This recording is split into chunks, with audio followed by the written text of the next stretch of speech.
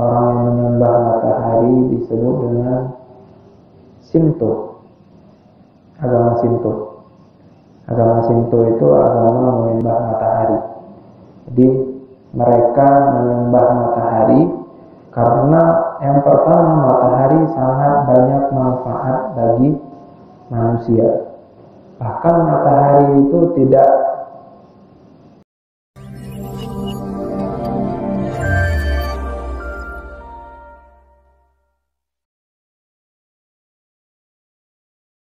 kita akan membahas satu tema yang mana tema ini berkaitan tentang akidah seorang mukmin atau muslim, yaitu ada 10 pembatal syahadat yang tanpa kita sadari beberapa dari umat Islam melakukan hal ini sehingga dia keluar dari agama Islam tanpa dia sadari. 10 pembatal syahadat. Masyaallah muslimin, jamaah salat maghrib menjelang isya dirahmati Allah Subhanahu wa taala. Pembatal syahadat yang pertama adalah menyekutukan Allah Subhanahu wa ta'ala. Kita tahu bahwasannya Allah Subhanahu wa ta'ala zat yang maha kuasa, zat yang patut disembah, dan zat yang memang tidak boleh kita sekutukan walaupun dengan apapun itu. Kita lihat bahwasannya ada orang yang menyembah matahari, ada orang yang menyembah bulan, ada orang yang menyembah hewan, ular, tikus, kerbau, sapi, monyet, sampai bedua juga mereka kadang sembah. Itu salah satu persekutuan terhadap Allah Subhanahu wa ta'ala, yang mana kita tahu bahwasanya Allah Subhanahu wa ta'ala tidak boleh kita bandingkan dengan apapun, maupun dia itu besar, sangat manfaat bagi kelangsungan makhluk hidup, atau dia hanya sekedar makhluk hidup yang lain. Contoh seperti halnya matahari. Ada orang yang menyembah matahari. Orang yang menyembah matahari disebut dengan Shinto, agama Shinto. Agama Shinto itu agama menyembah matahari. Jadi mereka menyembah matahari karena yang pertama, matahari sangat banyak manfaat bagi manusia. Bahkan matahari itu tidak, mereka mengatakan bahwasanya matahari itu tidak milih-milih kasih cahayanya. Kalau memang matahari sudah terbit, maka dia akan menyinari seluruhnya tanpa ada satu orang pun yang tidak disinari sama matahari tersebut. Oleh karena itu mereka takjub, saking takjubnya akhirnya mereka menyembah, dan itu adalah menyekutukan Allah Subhanahu wa ta'ala. Tidak boleh, karena hanya Allah yang harus kita sembah. Tidak boleh ada makhluk apapun yang kita sembah selainnya. Masyaallah muslimin, jamaah salat maghrib menjelang isya yang dirahmati Allah Subhanahu wa ta'ala. Pada zaman ini, zaman di mana umatku banyak yang murtad. Umat Nabi Muhammad itu banyak yang murtad. Paginya mereka beriman, sorenya sudah kafir. Paginya mereka beriman, siangnya sudah kafir. Paginya mereka beriman, malamnya mereka sudah kafir. Itu umat di akhir zaman. Maka jelas kita lihat sekarang bermunculan agama-agama baru dan keyakinan-keyakinan baru yang mana keyakinan itu menentang keyakinan yang ada pada diri kita, sehingga mereka akan memakai segala cara, segala dalil dan segala apa yang mereka bisa untuk membawa agama baru itu. Jadi ini adalah ujian bagi kita dan ujian bagi seluruh umat muslim. Apakah mereka tetap teguh dalam satu keyakinan, yaitu la ilaha illallah Muhammadur Rasulullah, atau mereka akan berpaling dari keyakinan kepada Allah Subhanahu wa taala menjadi keyakinan kepada selain Allah Subhanahu wa taala. Maka di majelis ini saya wa tawassaul haq wa tawassaul shaq, saya sedikit bukan memberikan ilmu tapi lebih kepada sharing apa yang saya tahu dan saling belajar. Saya juga belajar dan jamaah sekalian juga belajar, sehingga tidak ada yang lebih tinggi dan tidak ada yang lebih rendah, semuanya sama dalam proses belajar. Maka salah satu kuncinya adalah kita harus kuatkan yang namanya keyakinan, karena banyak sekarang orang yang hanya diiming-iming dengan uang, hanya diiming-iming dengan jabatan, dan hanya diiming-iming dengan kekayaan, mereka akan berubah haluan dari haluan yang pertama tetap teguh kepada pendirian mereka, yaitu agama Islam. Setelah itu berpindah kepada agama selain Islam. Ini yang kita miriskan. Sahabat dulu ketika masa-masa di mana Rasulullah SAW membawa dakwah, jadi sahabat itu diam-diam untuk tidak diketahui bahwa para sahabat, sebagian sahabat sudah masuk agama Islam, agama yang baru yang dibawa oleh Rasulullah ketika itu. Mereka sampai disiksa, mereka sampai dicabik-cabik, mereka sampai ditaruh di padang pasir yang panasnya itu sungguh luar biasa. Bahkan ada sahabat yang sudah di atas pasir yang sangat panas itu ditambahi lagi dengan batu yang besar di atas tubuh mereka. Kaum musyrikin mau orang Islam itu pindah haluan. Tidak ada agama baru itu. Agama baru itu semuanya nol, kata mereka. Kalian itu bawa ajaran sesat.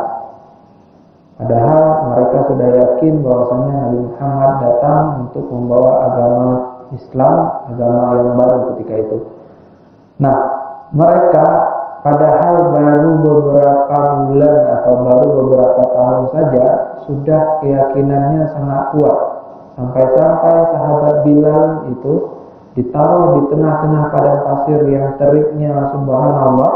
Setelah itu ditaruh batu besar sebesar badan beliau, bahkan lebih besar batunya, ditaruh di atas tubuh Bilal.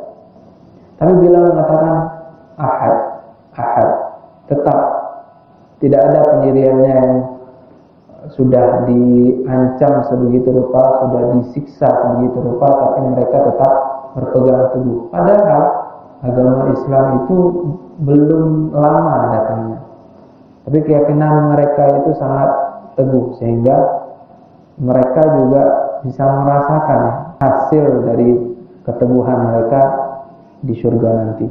Maka miris kita lihat beberapa muslim atau mukmin yang hanya diiming-iming, kamu nanti saya kasih duit segini banyak, kamu nanti saya kasih rumah, kamu nanti saya kasih mobil, banyak apapun itu diiming-imingkan atau memang langsung dikasih.